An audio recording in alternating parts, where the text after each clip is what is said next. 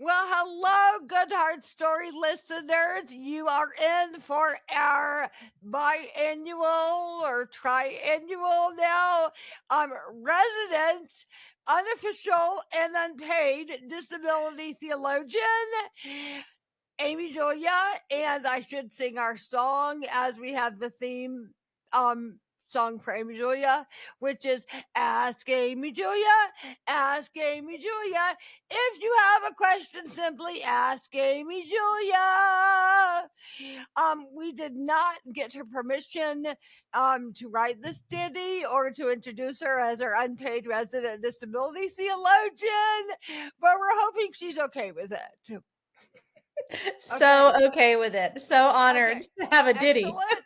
Well, I told you a lady in from Canada flew to Austin, Texas, and literally sang that song and said this was the closest speaking event to where I live in Canada, which it must be like central Canada. I don't know. She flew to Austin, Texas, and sang the Ask Amy Julia song when she came up to me in the McLean. I'm like, this is so weird, and yet, like, kind of cool. Very cool for me to Okay. hear. Yeah, you're famous. Amy Julia is a Princeton grad, a wife, a mother of 3, including her oldest daughter, the amazing Penny, who has Down syndrome. And the Beckers are at the core of our Hope Shells Camp community. Amy Julia will be leading our volunteers this summer. She did it last summer as well, and it is glorious. Her teaching to our compassionate companions, we call them our volunteers at camp, is just, glorious. It's so good. Amy Julia invites her readers of her 4 books or 5 books now. 4 or 5, it depends on how you count it. Depends on how you count them. Okay. Her 4 to 5 books. And the readers of her book and the followers on her social media, she invites us all to reimagine what the good life might look like through her thoughtful experiences of faith, culture, and disability and how those intersect.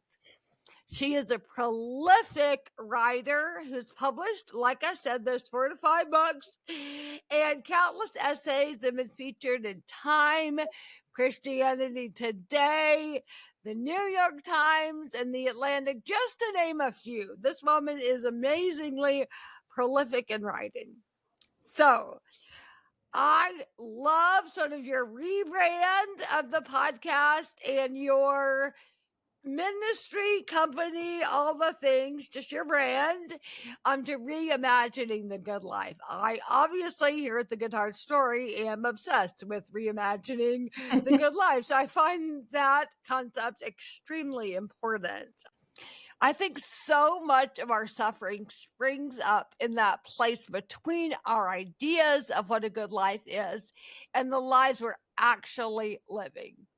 So when things don't line up with our expectations or dreams, we assume we've been disqualified from the good life. But as our GoodHard Story community knows so well by now, we live and die by our definitions, don't we? By our expectations, which is honestly really great news because it means we can change so much of our experience of life, even if our circumstances don't change. What assumptions did you have about what a good life was? When did those assumptions change? And how do you live differently now? Great question. And I feel like that's like a question I can answer at different stages of my life. There's been a progression. So even as a kid, I grew up in like a Christian home, white, upper middle class, very stable. But even then, I think I recognized that in some ways, because I had been given so much, like I'd been given education, I'd been given married parents, I'd been given a lot of like social advantages and plenty of like economic stability. I think there was a part of me that was like, wait, so is this all? Like, is this actually what? Because I think there was a sense of the good life is getting into a good college, getting a good job, and having money. And I was like, I have those things, and I still want more, and not like I want more material things. Like I want more in like the depth of my soul.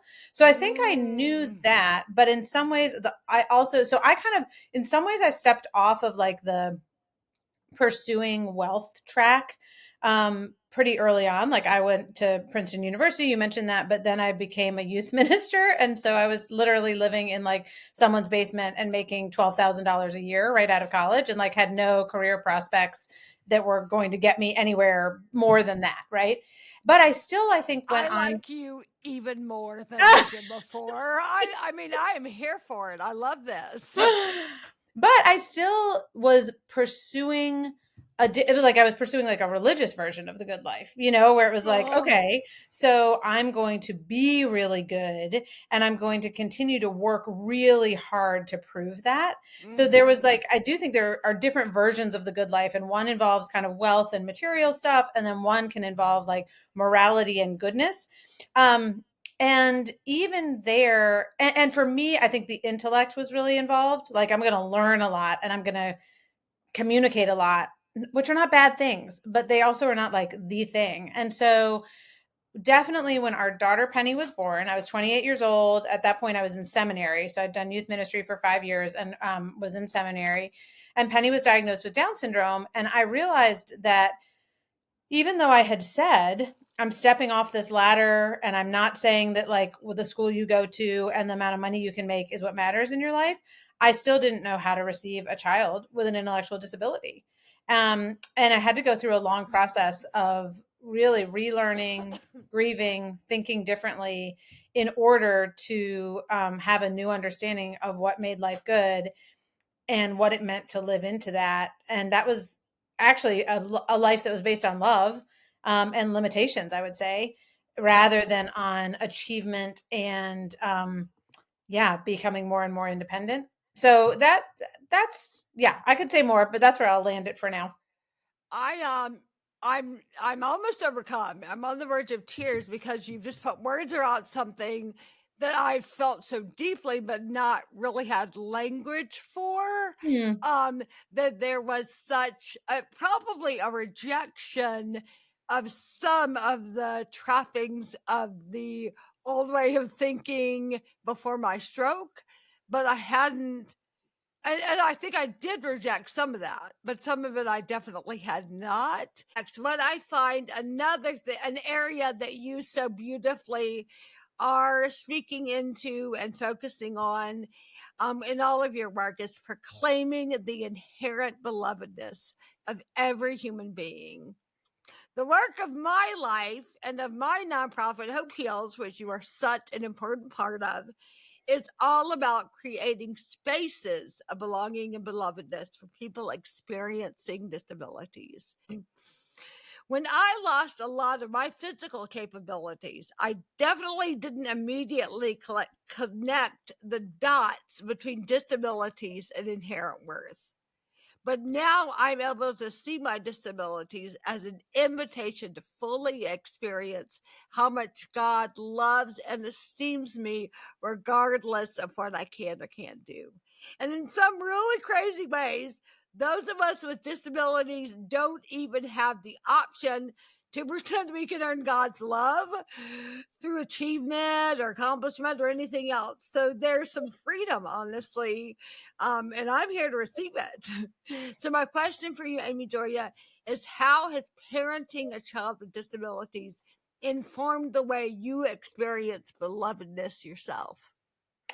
Yeah, that has been truly transformational for me personally, where I think when Penny was first born, I had this real tension in my soul between some and what I've called ugliness in my soul, just in terms of rejection of her because she had a disability, and this powerful love for her. And so there was this real tension between some measure of like, I don't know, I'm not a person who would have a child with a disability. Like there was like an Mm-hmm. identity. I think what it was that I was really, my identity was being challenged because I think I had built my identity upon ability. And when you have a child, they are very much incorporated into your identity. And so I had a child who was not going to have an identity based on ability, and I didn't know what to do about that. what was Mm, great is that eventually it made me realize, wait, even my identity being born or like based on identity, on ability, is not serving me well. Like it's what it means is that I'm constantly striving and never sure of my position. mm, And so I started to think about, okay, well, if Penny's identity does not come from her ability, what does it come from? And I was like, it just comes from her being her. It comes from her creation. It comes from her belovedness. And I thought back to, from a, theological perspective, the idea that we're all created in the image of God. And there are lots of different considerations about what that might mean. But, the one place in the Bible where there's kind of an equation for God is in First John chapter 4, where it says that God is love. And so I thought, well, what would it mm, mean if being created in the image of God meant being created in the image of love?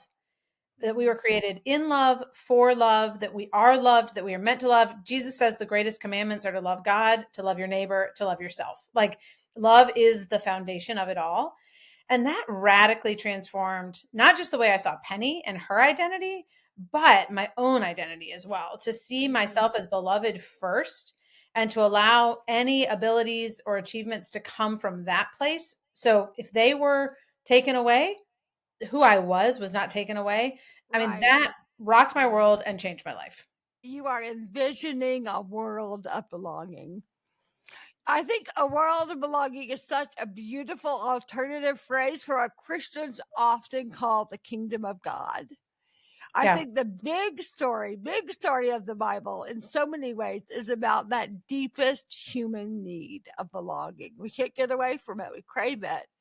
And Mm. what happens when we are separated from relationships with God and each other? The need for belonging isn't a disability thing, it's a human thing.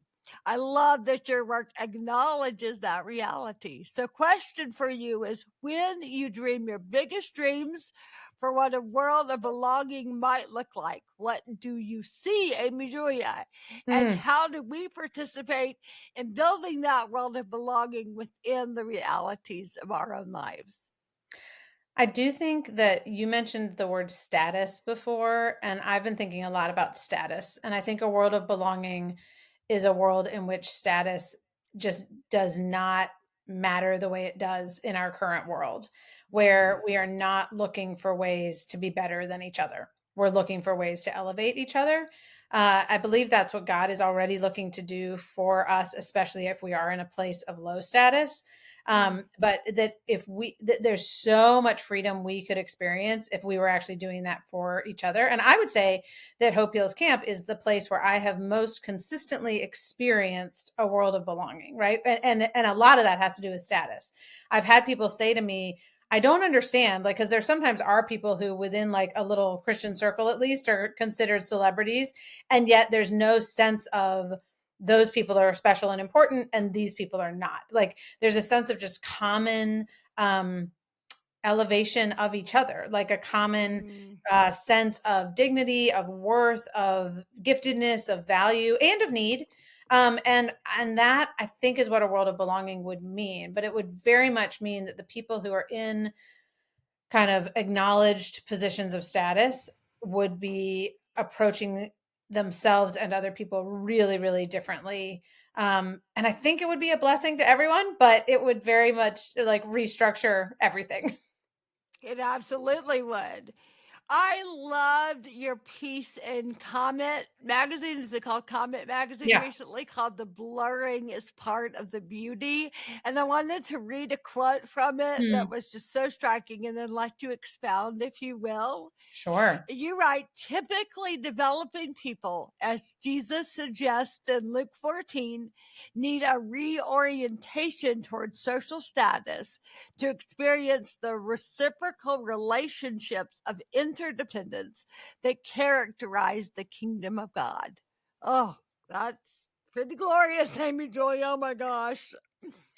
Yeah, I mean, for people who aren't familiar with Luke 14, it's a story in the Gospels where Jesus says he goes to a party, and he first tells all of the guests that they are sitting at the wrong place at the table because they really should not be trying to sit in the place of highest honor.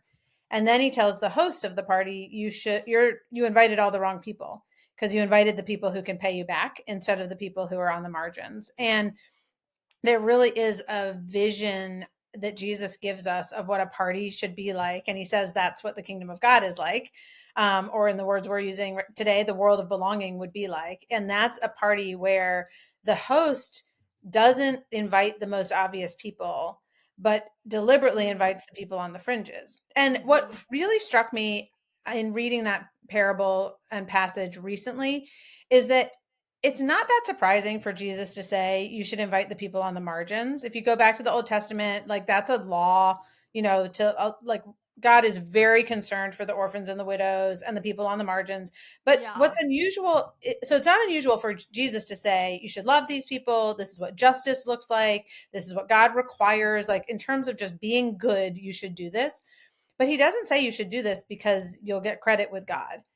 What he says is, you will be blessed. Like you will receive blessing if you invite the people in who cannot repay you.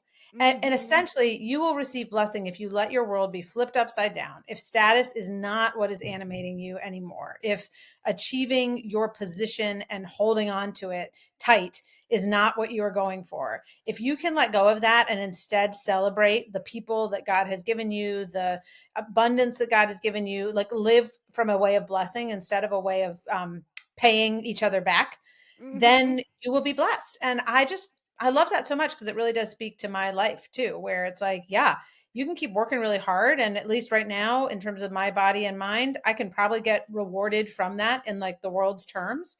Or you can allow yourself to be loved by God and live in a way of blessing.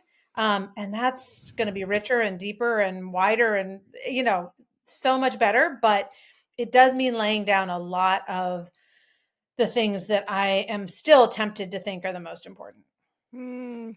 I'm reminded, I read recently that many theologians think that, blessed are the poor in spirit actually means blessed are those for whom the systems of the world do not work. Mhm. And I just think that is such a glorious notion that for the ones the systems did never work or don't work at all now, they have a place at the table.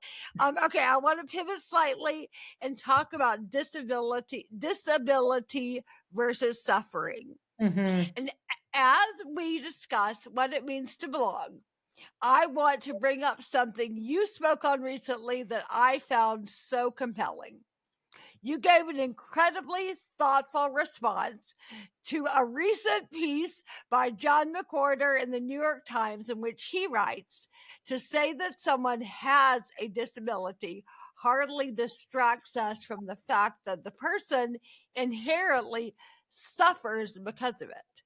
This is baked into the very concept of disability, whether we utter the verb or not. Yes, the person who wrote the essay, John McWhorter, is a linguist at I think Columbia University, and he writes regularly for the New York Times, and I really appreciate his work. And Yeah, he was saying that like some of our language needs to change, but some of it, essentially he was saying some quote unquote politically correct language is just bending over backwards for no good right, reason. right, And he yeah. was using this as an example. And I just could not more categorically disagree with him. Because I think it is linguistically inaccurate to say that Penny suffers from Down syndrome. Or I was interviewing a man named Andrew Leland who is blind recently, and we were talking about the same thing. And he's like, "Yeah, I am not living a life of suffering," and Right, that's in. I mean, it it's just one of those, and it's not to say that there's no suffering that can be associated with disability, and we need to be, of course, very attentive and aware of that. right. But Oh, yeah. if we think that disability and suffering are the same thing, first of all, I think it diminishes the experience of disabled people in a variety of ways. It also can imply, well, if you're disabled and you're suffering, I mean, it's just baked in. There's nothing we can do about it. As opposed Right, to what can we as a society do to address the suffering that people with disabilities are experiencing, especially when that suffering comes because of the way we're structured as a society. right, yeah. Oh gosh, I am so with you there. I have a disability and I am not suffering from a disability. My goodness. You responded to this article so beautifully by telling the world, all the readers, that disability and suffering are not the same thing, which I completely agree. Which might honestly be a very new thought to Mhm. most of the readers, in fact, that hadn't really, I mean, unless you have personal experience, you're probably not thinking about those distinctions or, I guess. And language police can totally overdo it for sure. But let's be accurate with words like suffering and, yeah, a group of people. Suffering often comes into life with disability from the outside in. People Mhm. with disabilities are living in a world that is not considering us many times. The constant message we receive is that we do not belong. The suffering then comes from the external reality of not belonging rather than the internal reality of our disabilities. So, my question is, what has not belonging looked like for Sweet Penny? And Mm. what about for you? Yeah, I mean, we have had I would say, we're in like the top 1% of stories about disability in the sense that we've had more experiences of belonging than most people I know. And I'm really grateful for that. Mm. I'm grateful that I have a story where I can talk about what it looks like to belong. The places we find not belonging happening the most are when we are in encountering strangers. So when people see Penny and assume that she is not able to speak for herself. And honestly, I know plenty of people who are nonverbal, and so they may not be able to literally speak for themselves, and they still are not acknowledged as humans, right? Like, so Penny, as it happens, can answer a question and you can understand what she's saying. Oh, So yeah. it feels particularly like, oh my gosh, could you please ask her rather than asking me to speak for her? She's 18 years old. And that is an experience of exclusion that she encounters pretty frequently. But for people who are not able to speak verbally, they still deserve eye contact, right? They still deserve to be addressed as the full human that they are. And that's just one area where I think we've seen that's probably the most frequent is when this happens less and less, but when a doctor, won't ask Penny how she's feeling, but will just ask me how Penny's feeling. And I'm like, let's ask her. So and then I think the other experience is right now we're applying for Social Security for her. And the way in which you apply for Social Security is essentially to say, here are all the things that she can't do. Um, Here are all the reasons she is not capable. And I get that. They're trying to actually make sure that there's financial support needed in order for her to be um, Right. alive. And yet it also feels like this way of just kind of, how can we knock you down?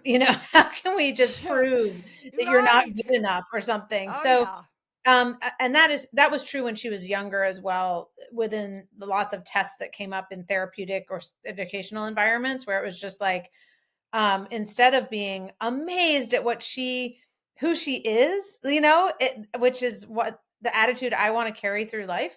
It's like, let us enumerate all the things that she's not doing that other kids her age are doing. And it's like, Yeah. why is that what we're trying to keep track of right now? Mm. So I think that sense of like disability as deficit, which comes up especially in educational and like medical settings, is a very does feel pretty much like you don't belong here. You're not good enough. Not too long after my stroke, I had to go to the SSI office or whatnot, Hmm. and the woman behind the desk, without making eye contact hardly, just saw, wheelchair, husband brought her here, and I was there to basically get the needed sign-offs for me to stay on the disability so I would get the Medicare, but Mhm. also work because I wanted to work. Right. And she, without looking up, said, "But why would you ever want to work?" And I was like, you aren't even looking at me. Yeah. You were not listening to me at all. But work is dignity. Work has Yep. value. I want to work because I am a productive, educated human being that feels called to do some work. Yeah. And she couldn't understand. She's like, but you don't have to. You can Right. just be on disability. I'm Well, like, and but not to mention I the don't want to. loneliness, like, and I just think about for Penny in terms Oh, of there are barriers to work. Part of them are just like prejudices of people who won't hire her, but some of it is the financial. She, in order to receive benefits, including Medicare, there's you can only make so much money, right, even though Social Security benefits it's less than $1,000 a month. So you think about any adult trying to live on less than right. $1,000 a month, Yes, you're like, that yes, doesn't actually work. Like the math right. doesn't work. But I just think about for so many people, work is your social environment. Like that is For how you are sure. connecting to other people. It's how you're getting oftentimes like movement and reason to get out of the house. I mean, there's so much to it that so many people with disabilities are really excluded from. So that's a Right. great example. I mean, we're just kind of tiptoeing into the world of work because she just turned 18. And I do think that's a place where there's more belonging in a school setting than there Mm, was, 30 of years course. ago. We still have a long way to go when it comes to the workplace. So yeah, as you well know, we are deep in the throes of having Mend Coffee and Goods be a reality, and we just Yes. had our first day of job training yesterday. Mm, And several weeks before that, we had our first job fair where we had people interested come and interview at the location. And Jay and I pulled up, and keep in mind, like years of thinking, planning, dreaming, we pull up and there's several wheelchairs with an aging parent behind the wheelchair. And of course, I just start sobbing. It was so beautiful. And even yesterday, hearing more stories like this dream is actually being realized for us in mhm. real time. It's so beautiful that we have seen such a need for people just really exactly in the position Penny is in, who are over 18, no longer in a school setting, and their only peer group is aging parents or paid caregivers. And they're Yep. so isolated, alienated from the world, and yeah, just in this horrific cycle that you get caught in where you're making under $1,000 a month but want to preserve your Medicare benefit if Yeah. something else horrific happens. So we're stuck home for 12 grand a year. Oh, it's just a nightmare. Yep. Um yeah, we just have seen such a need for Mend Coffee and Goods to be in every city in America to help speak into this problem. But Mhm. Penny is never far from my mind and thinking that she's literally living in real time the exact demographic we are wanting so desperately to champion. Mm, Okay, let's talk about blurring the lines. I know it's mm, such an important concept to you and to me. We're both champions of this idea that people with disabilities and those without on the outside share the experience of mutual need. mhm. We are all disabled by something, which means we all need the grace, attention, and help of other people. As probably all listeners to the GoodHard Story podcast would know, I talk a lot about invisible wheelchairs, that those of us who are temporarily able bodied are coping with invisible wheelchairs. And those of us with them on the outside, guess what? We have invisible ones on the inside too. No one is um, sainted because they're in a chair and has no problems and deified, not at all. In the Hope Hills world, we call this the mutuality of ministry.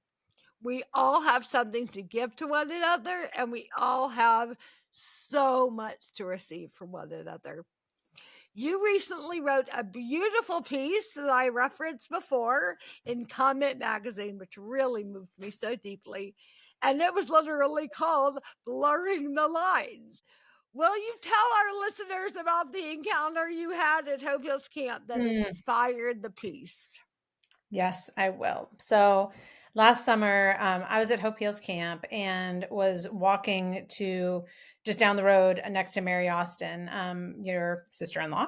And Yep. I knew that Mary Austin had had a recent miscarriage, but our daughter Penny did not know that. And Mm, I also knew that Penny has had just a lot of loneliness in her life, that friendship has not been easy. But again, Mary Austin did not know that.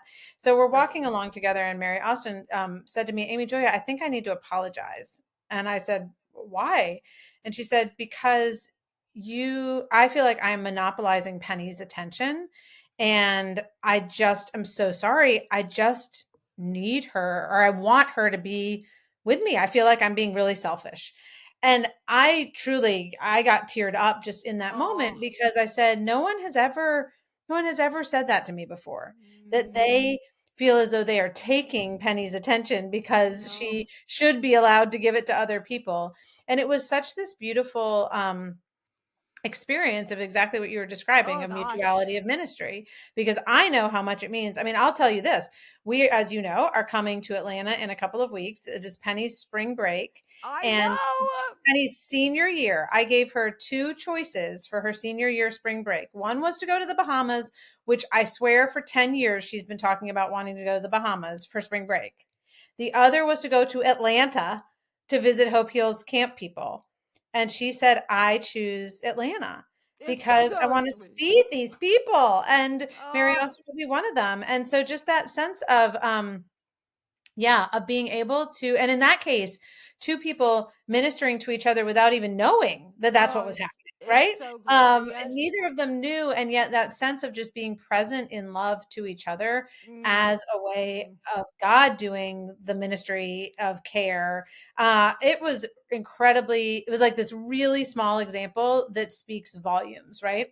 Of, Absolutely. yeah, And to clarify, Mary Austin's miscarriage was extremely traumatic. It was she delivered a stillborn. I mean, it yeah, was horrific, and she went through. And I'm sharing this with her permission. I've spoken on it publicly because it so impacted all of our lives. It was yeah, a extremely traumatic stillbirth.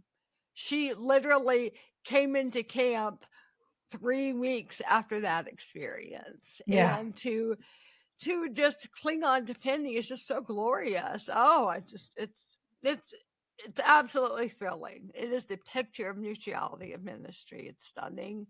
Mm, Amy Julia, there is a conversation happening right now in the disability space that I really love and I think will help us all continue embracing our dependence. We're moving away from using the term special needs mm. to describe people with disabilities, and I am in full support of this move. But some people might be confused at the shift to this more direct language. So, my question for you is, will you explain to us why special needs is not the most useful phrase to describe people with disabilities? I will, but I also will give credit to Jay Wolf for being the person who clarified this for me most readily this past summer.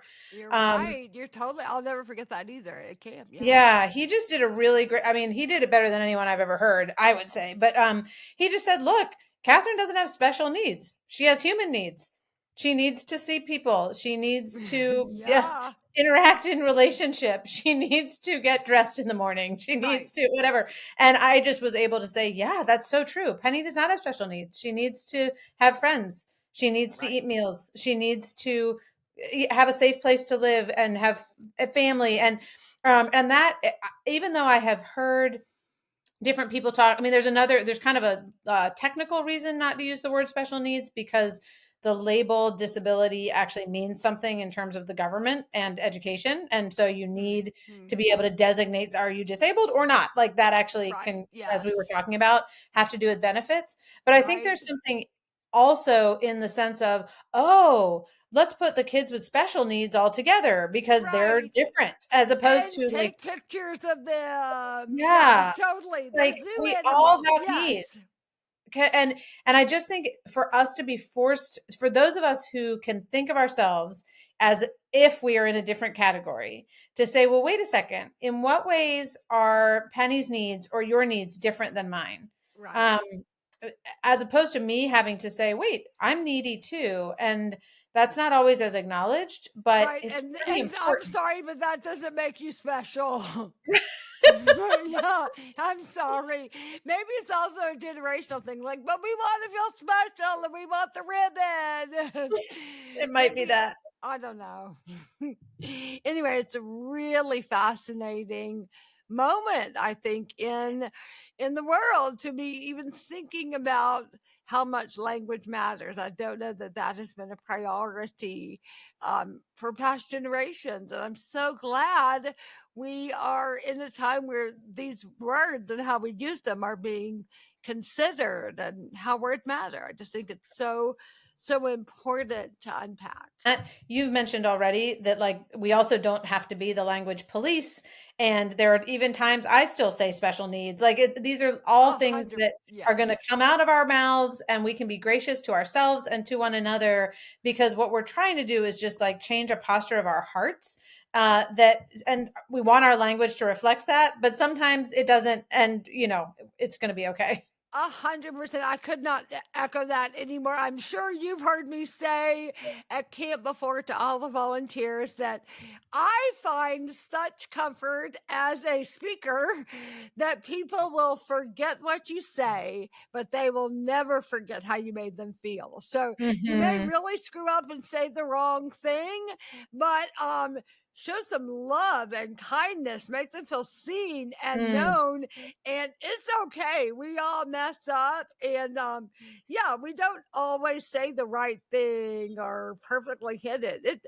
It doesn't matter. It's posture of the heart. I completely agree. yeah. Speaking of posture of the heart, our final question, always on the Good Heart Story podcast, is Amy Doria, what's good in your story? What's hard in your story? And how are you living in the tension of those things in your Good Heart story? So, what's good in my story is easy right now, which I'm so grateful to say, because we've been in a hard season and have kind of come, I think, to the other side of it. Just we've been in the midst of a move. Penny turning 18 was just hard for me in terms of the weight of should we become her guardian or not? And what is she going to do next? And, so much uncertainty that felt incredibly vulnerable all over again. And um, so the goodness has been some pretty specific answered prayer in that regard. She has been accepted at a program at a local university. That's really exciting and feels like this Woohoo! amazing provision, truly, that we did not see coming. So I'm really grateful for that. We are in the midst of a move, but we're almost at the end of a year of just this transition. And I'm so grateful for that as well.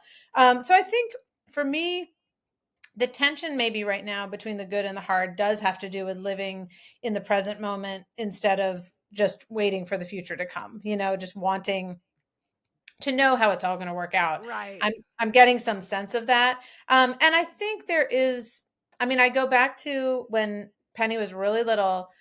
We found that if she was out of the room when she was first born, we were scared. And it was like a flood of emotion that was going to drag us down. But if she was in our arms, we were filled with love and joy and peace. And there was something in that for me in terms of trying to live in the present moment and in trust in the love of God right now that will continue towards the future. And and I guess that's what I think living in hope is, right? Is that we have this hope is what connects the present to the future, even when the future is unknown. Mhm. And so it's still hard for me not to know the future, especially when it comes to, we haven't been approved for Social Security yet. And I don't know what her job will look like. And I don't know, I think the new school will work out, but I don't know. That feels hard. And yet there is the older I get, the more I am assured of God's goodness because I just have more and more years of seeing that day in and day out. Yeah. I think it's a Phil Yancey quote that hope Hope is believing in advance what will only make sense in reverse. And that's what I hear you saying. I love that thought so much. So Yeah. it's a cool one. And you're amazing. And see you next time here on Ask Amy Julia. I won't sing the whole thing and then. They get it. They get it. They get it. But yeah, everybody better not be too annoyed because ladies in Canada are flying to speaking events to sing it back to me. So it's a thing.